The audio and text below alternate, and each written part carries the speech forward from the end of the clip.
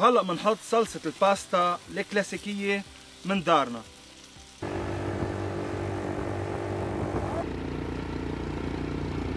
لا بالنهر ولا بالماء ولا بالجو ولا بالسفينة، اليوم جيكم على الاتيفيه بوصفة رائعة، نوع باستا من الباستيات اللي بتجنن. تابعونا.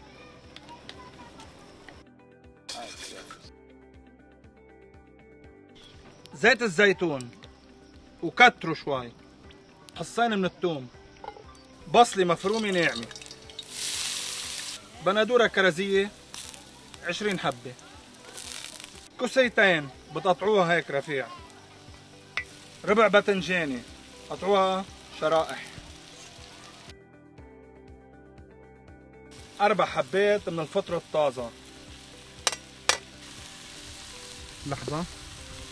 وهلا بنحط صلصة الباستا الكلاسيكية من دارنا، بتعطي طعمة مميزة.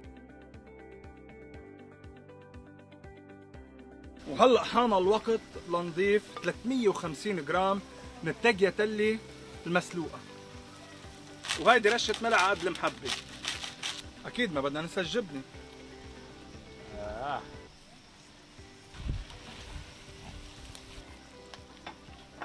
اوه يلا جيبوا هالصحون جيبوا.